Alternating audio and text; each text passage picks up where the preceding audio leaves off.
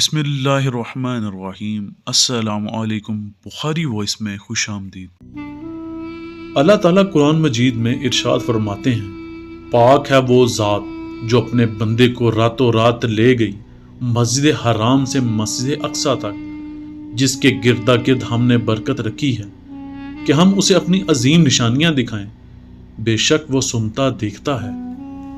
شب معراج اسلام کی تاریخ میں ایک اہم واقعہ ہے اور اس پر ایمان لانا لازمی قرار دیا گیا ہے۔ امام جعفر صادق نے فرمایا، جو معراج کے واقعے پر یقین نہیں رکھتا وہ ہم میں سے نہیں۔ ماہ رجب کی 27 تاریخ کو اللہ تعالیٰ نے حضرت جبریل کو حضرت محمد مصطفیٰ صلی اللہ علیہ وسلم کے پاس بھیجا، انہیں 7 آسمانوں کی سیر کے لیے، اور قرآن حکیم میں اس بابرکت سفر کو معراج کا نام دیا گیا۔ 27 رجب کی رات حضرت جبریل حضرت محمد مصطفیٰ صلی اللہ علیہ وسلم کے گھر حاضر ہوئے اور آپ کو نیند سے بیدار کیا اور اللہ کا پیغام دیا۔ حضور نے اٹھ کر وضو فرمایا اور اپنے گھر سے باہر تشریف لے آئے۔ پہلے آپ خانہ کعبہ تشریف لے گئے اور وہاں سے مسجد اقصی تشریف لے گئے۔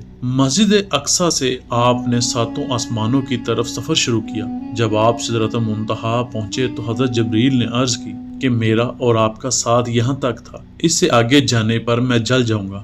آگے کا سفر حضرت محمد مصطفیٰ صلی اللہ علیہ وسلم نے اکیلے ہی طے فرمایا۔ روایت میں آتا ہے کہ اللہ پاک نے آپ صلی اللہ علیہ وسلم سے فرمایا کہ اے محمد، میرے لیے کیا تحفہ لائے ہو؟ آپ صلی اللہ علیہ وسلم نے عرض کی، آپ کے لیے عاجزی لایا ہوں۔ عاجزی وہ صفت ہے جو اللہ پاک نے اپنے بندوں کے لیے مخصوص فرمائی، اسی لیے انسان کو عاجز رہنا چاہیے اور اللہ کی دی ہوئی نعمتوں کا شکر ادا کرتے رہنا چاہیے۔